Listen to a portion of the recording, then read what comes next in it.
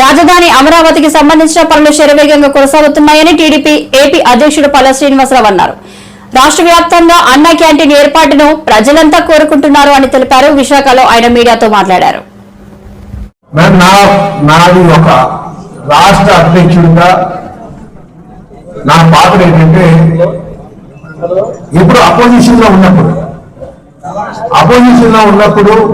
కార్యకర్తలందరూ కూడా పార్టీని అధికారం తేడం కోసం చాలా కృషి చేశారు.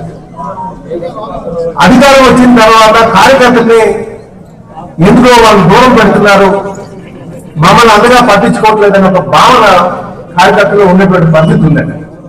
మేము 2019 ఎలక్షన్ చూసినప్పుడు కూడా కొంత కార్యకర్తలు నైరాశ్యంలో కనిపించారు. ఉదాహరించుకుంటే వైసీపీ పార్టీలో కూడా మీరు గమనించండి, 2024 చూసుకుంటే వాళ్ళ కార్యకర్తలు ఎవరు లేరు.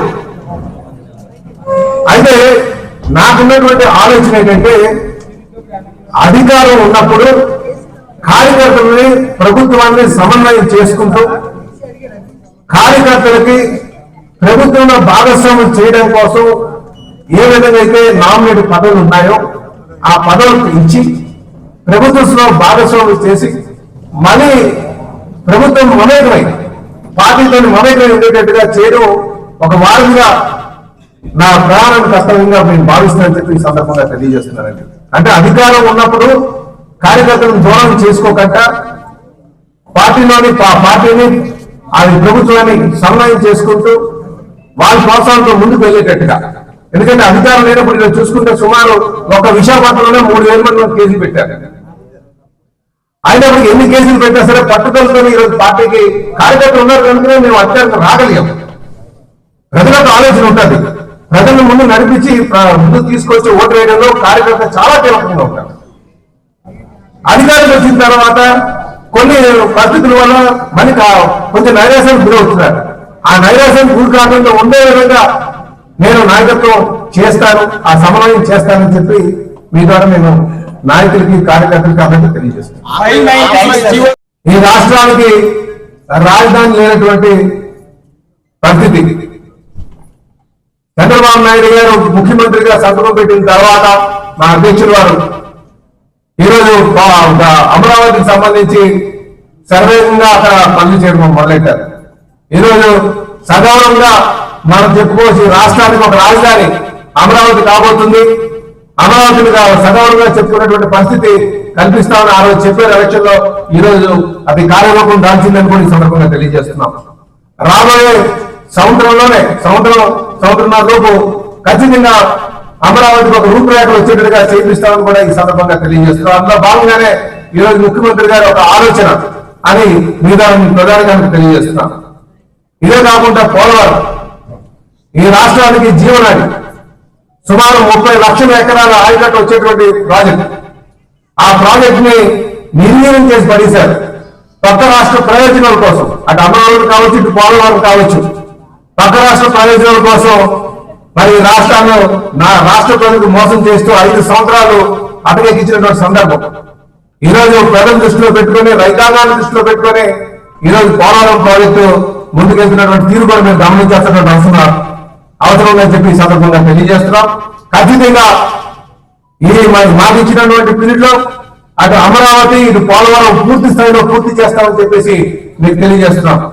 అలాగే మన విశాఖపట్నం సంబంధించి దందాలు చేయడానికి 5 సంవత్సరాల నుంచి రాజధాని అని చెప్పేసి ఆసన పల్లకిలో ప్రజలందరినీ కూర్చోబెట్టి ఆ ఆసన పల్లకిలో ప్రజలందరినీ పెట్టి కింద స్థాయిలో మొత్తం ల్యాండ్స్ దోపిడీ చేసినటువంటి పరిస్థితి. ఈరోజు ప్రజలు ఎవరు కూడా వాళ్ళు నమ్మలేదు, అందుకే వాళ్ళ ఇంటికి పంపించారు. కానీ ఈరోజు చంద్రబాబు నాయుడు గారు ఆలోచనతో, ఇక్కడ ప్రజల ఒక ఆలోచనతో ఈరోజు ఆర్థిక రాజధానిగా విశాఖపట్నం చేయాలని ఆలోచనతో ముందుకు వెళ్తున్నాం.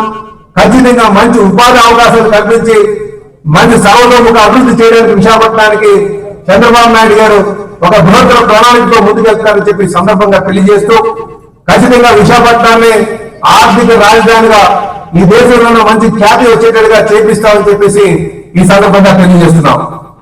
అలాగే సోదరులారా, మన ప్రాంతం సంబంధించి వైసీపీ నాయకులు రాజధాని పేరు చెప్పి గంజాయి రాజధానిగా చేశారు. నిన్న మా హోంమంత్రి గారు కూడా దాని మీద రివ్యూ చేయడం జరిగింది. గంజాయికి సంబంధించి ఉక్కు పాలనతో ముందుకు వెళ్తాం. ఎవరైతే ఆ నెక్సెస్ ఎవరైతే వాళ్ళు ఉన్నారో అంటే ముఖ్యంగా మనకి మీరు ఈరోజు పోలీస్ ఆఫీసర్తో మాట్లాడితే మనకి ట్రాన్స్పోర్టర్స్ దొరుకుతున్నారు, కానీ ఎవరైతే దానికి ఫైనాన్స్ చేస్తున్నటువంటి పెద్దవాళ్ళు ఉన్నారో వాళ్ళు పట్టుకుంటే దీనికి ఒక పరిష్కారం దొరుకుతుందని చెప్పేసి చెప్పడం జరిగింది. ఖచ్చితంగా ఉక్కు పాలనతో వాళ్ళందరినీ కూడా అణచివేస్తాం, గంజాయిని అరికడతామని చెప్పేసి కూడా ఈ సందర్భంగా తెలియజేస్తాం. ఈవీఎంలు గెలిపించేటటువంటి ఎన్డీఏకి 240 సీట్లు ఎందుకు వస్తాయి? 350 సీట్లు రావాలి కదా. ఎన్డీఏకి 350 సీట్లు రావాలి కదా, 240 సీట్లు ఎందుకు వస్తాయి? జగన్ గారు పరిమితి లేనటువంటి నాయకుడు, పరిమితి లేదు. Is not a matured leader. ముమ్మాటికి కూడా ఆయనకు పరిమితి లేదు. పరిమితి ఉన్నవాళ్ళైతే 72 మంది సలహాదారులు పెట్టుకుంటారండి. పరిమితి ఉన్నవాడైతే ఎలక్షన్ కోసం ప్రజలు తిరిగి ఎలక్షన్ వచ్చి గెలిచిన తర్వాత ఇంట్లో కూర్చుంటారా? తాడపల్లి ప్యాలెస్ చూడండి, 40 అడుగులు పాదాల. అసలు అది నాయకత్వ లక్ష్యం ఏంటండి? నేను ముమ్మాటికి అనేక సందర్భాల్లో చెప్తాం, నాయకుడికి నాలెడ్జ్ రావాలంటే ప్రజల్లో పెరగాలి. ప్రజల్లో తిరిగితే ఖచ్చితంగా చేపోతాం.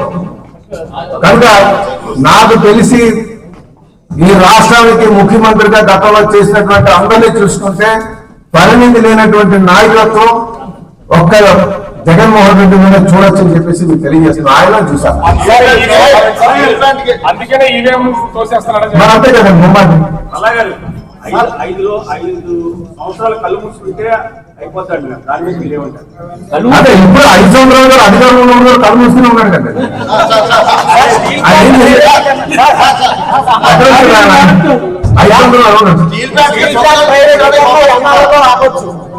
సంవత్సరాలు ప్రైవేటీకరణ అయిపోవడానికి ఎంతకాలం పడుతుంది?